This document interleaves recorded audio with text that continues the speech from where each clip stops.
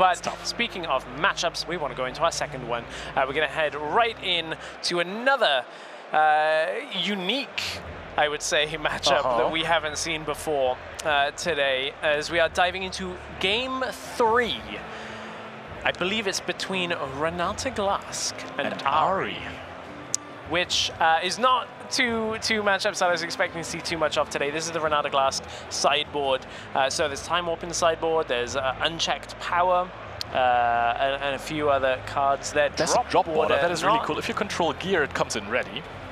Which is really strong, especially in a deck like Renata Glasc. You know, Renata has some sort of, I want to say, combo ability. You have ways of cheating out some victory points. If you're just looking at this chosen champion unit, you can pay 1 energy and 4 power cost for the mind power, and then you're going to get a point if Renata Glasc is at a battlefield. So every card that can just get in ready, get a cheeky point, can help you to win games from impossible positions. Yeah. That is really, really cool about the deck. You're playing Time Warps, and if you're doing it right, I think you can score up to 5 points in 1 turn. That is insane. We'll see whether it happens.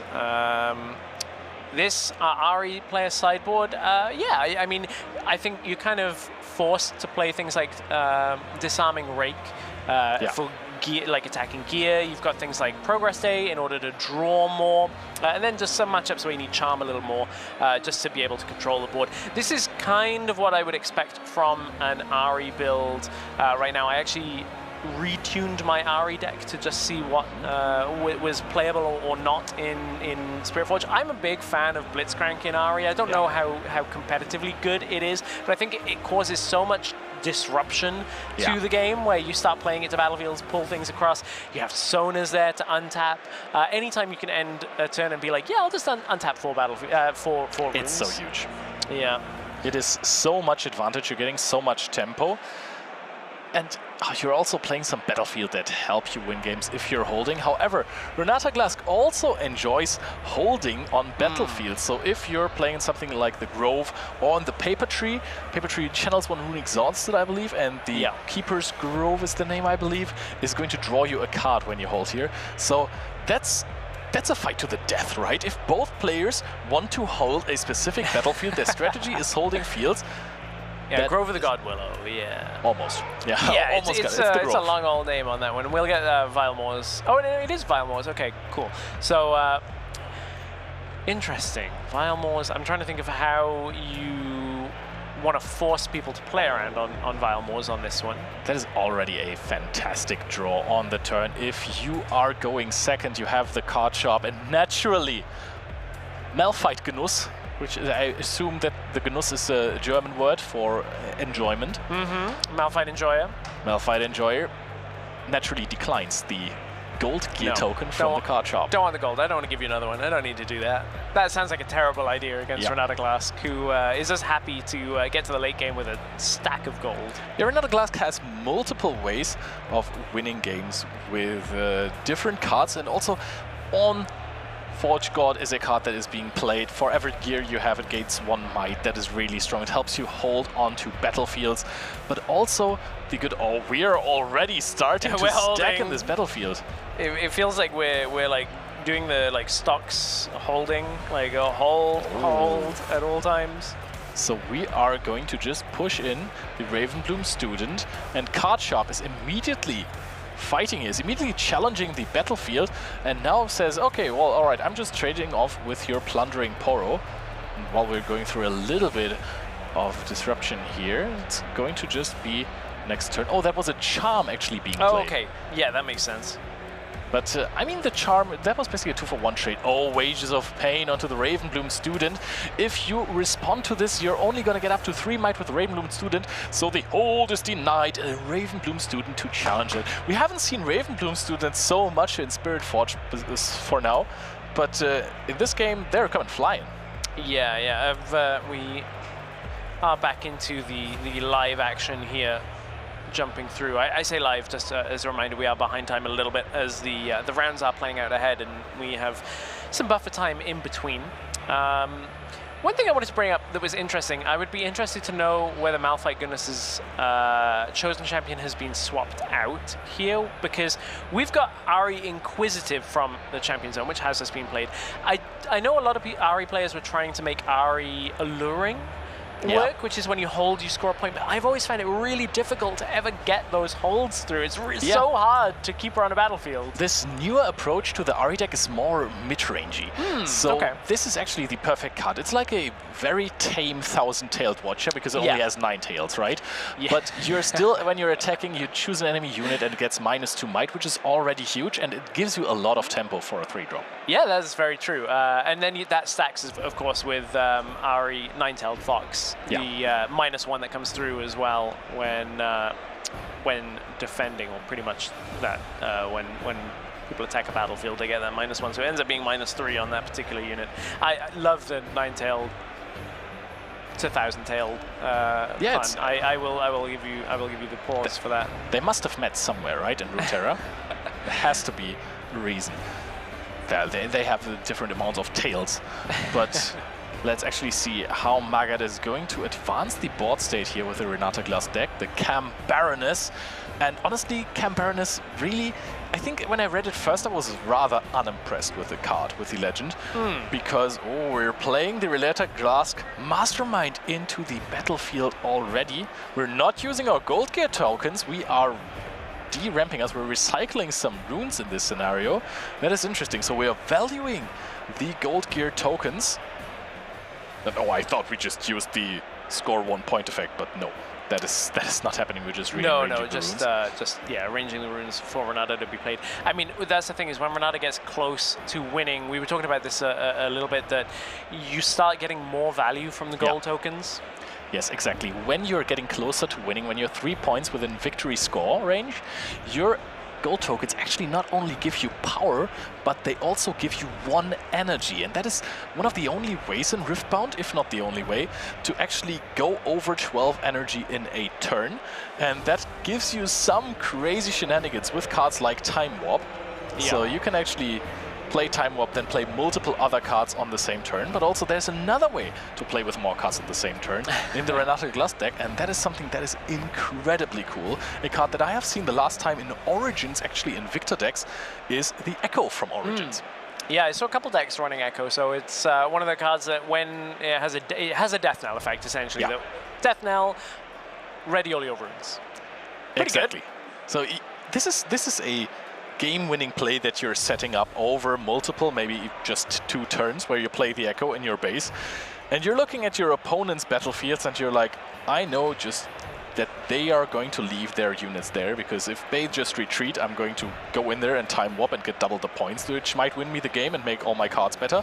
But if they stay in those battlefields, I'm going to Echo, I'm going to play all my cards, as many as I want, then try to go into a battlefield.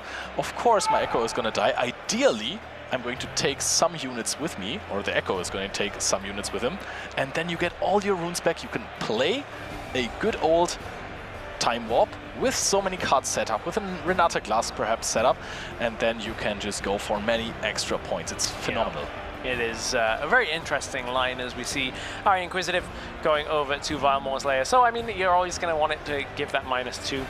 If you're at home and you're thinking about, hey, what's an interesting fun deck to build for multiplayer or free-for-all? Renata Glasc, jam a Heimerdinger or 2 into there, and Heimerdinger can start tapping for the ability and doesn't even need the battlefield restriction. So there is a 1,000-tailed Watcher. We can get back to actual competitive 1v1. Doesn't really matter about the -3 at this point. It's Watcher in base, like untap, pass the turn. So can go through to Renata Glasc's turn. We're holding, we're getting a gold, we're drawing another card for Grove of the God Willow.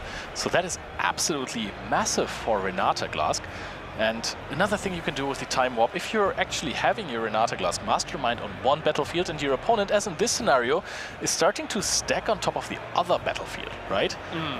You can just go, you know, Time Warp, crash in Echo, use Renata Glasc ability to get a point, and then Time Warp, get another point in the next turn while you're holding as well. Stupefy Singularity to clear both Ahri and what, count the runes. Can we get to 7? Can we get there? I think we can.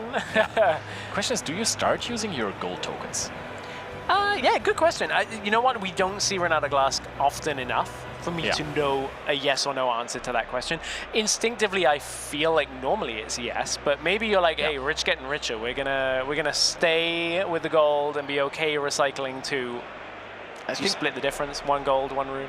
Usually I would say, you know, the gold is it's the gold. Actually very, very valuable for Renata Glasc, but then again, you're never going to get to your time warp turns if you are using your runes for this to pay the power cost, so I think that was a wise choice. Also, this play will end up probably getting you another turn where you're holding with your Renata Glasc Mastermind, and then your Cam Baroness is going to get you another gold token, so I think you should be fine on the gold token end.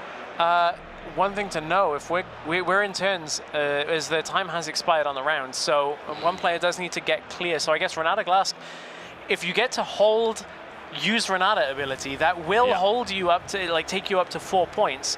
But there's a Watcher accelerated is going to get onto the Vilemores. That will put Malphitegenuss up to 3, and I think is enough to hold this game to a draw at the end of time. If I'm not mistaken, if the point totals are correct, if everything is good, that means Malphitegenuss goes up to 3. I believe Magadd is going to be the active player for turn number 3, which will be the final turn of the game, and then Renata Glasc gets 2. But if we're at 10 runes, we can go for crazy time warp plays. But we're at 9, right? Wait. And also, sorry, it's 8, it's 10. right? Oh, it is 10, but I believe... How does time warp? I believe time warp, you don't get the extra turn in turns, because maybe I'm wrong. Please, I would love for the judges to know. Just a hidden blade onto the good old Thousand-Tailed Watcher. But there's no turns, right? I mean, you push the Ravenbloom and you get another point. You use Renata Glasc with your gold tokens. I think with the one that right now is exhausted should be ready at this moment. I wonder what the decision is on this card. Yeah, I guess is that it? You hold to 3. Ravenbloom goes in after the Hidden Blade. Yeah. You score to 4, and then Renata Glasc can tap up to 5, right? Thank you for seeing that line. I was so focused on the time warp for whether it would go through. Oh, we're actually going to. I think we might have clarified with the judges. Yeah, I imagine so. How is the time warp situation here? Also, right, we're gonna find out. Yeah, we're just exhausting everything right now. We take out 4 mind runes. We're not using our gold tokens. Okay. Well, the question is, actually, if you get 3 turns, do you steal away a turn from your opponent with time warp? That would be hilarious as well. I'm not going to answer that question because I thought I knew the answer to it, and I might be wrong if I thought I knew the answer. Yeah, I think the table spotter is coming in and saying you don't get another turn. Oh my goodness! He's asking if we can rewind, because Magadd, I believe, had a line. Can you really rewind when the game has ended? Can you rewind the game? And I think that's very subjective to the judges. This is the first regional qualifier that we're having here in Bologna. So I'm assuming that the judge team will be the ones that have the final say on that. But I'm pretty sure that's correct. Also, I will have to rewind my statement about the gold token being not exhausted anymore because you got that one from the Cam Baroness. Yeah. Although at this point, I don't know that really matters too much. And that's a block. Revealing a lot of... Okay, so there is a Hidden Blade, and that is the line that you were talking about. Yeah, okay, Ravenbloom moves to the battlefield. Whew, okay. Slayer, and we're getting another point, so we're going up to 5. Passes a turn, eventually getting there to 5 points. We'll be able to get 2 points clear from that. That was touch and go for a moment. I was wondering where we were going with that. I think that is way cooler than time warping your way to victory, by the way, to just use Renata Glasc and a top-decked Hidden Blade there on the Thousand-Tailed Watcher. Ahri had the problem 2 turns in a row that Ahri needed to develop the Thousand-Tailed Watchers and then had to completely exhaust all of these runes there. And sometimes, creating great bodies on the board is fun, it's great, but when you're tapped out in Riftbound, there are so many opportunities for your opponent to capitalize on that, to use removal spells and to just know, hey, I have held these 5 cards in my hand. I haven't used them in the last few turns because I knew you would have some nice responses. Now I know you don't, and I'm going to go all out, capitalize on that, and then push you into a situation where you cannot recover from. Well, I'm going to take this moment to capitalize on the fact that we are done with another round of Riftbound, so we can check out the standings of the day so far. After 5 rounds of play, let's take a look and see exactly where we're at. There's a bunch of 6-0 players. We've got some Dravens in the mix, and Aurelia there, a Civet, a couple of Civets, a lot of Dravens though. Somebody is going to screen cap this and be like, yeah, Draven's broken. And I'm like, yeah, they probably can't argue with that. Shocker. Shocker. Actually, there's some big names in this that have been successful in other trading card games. That is really impressive, that some people, they just have this thing in their brain which works with TCG, right? Any that jump out at you from this first list?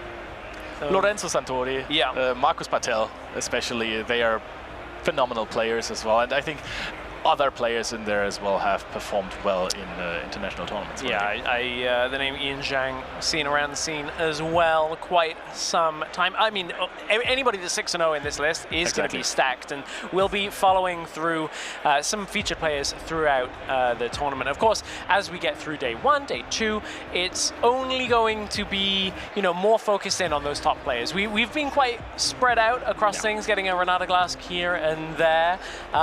Tomorrow, I think we're going to end up watching a lot of the meta decks that we're seeing in the top 8 at this point in time. Honestly, the way Renata Glasc is performing, I don't even know if we're not going to see it in day 2. Yeah, we'll see. We'll see whether it happens in day 2, and we'll see what happens in a few minutes' time when we come back for round 6 from Bologna.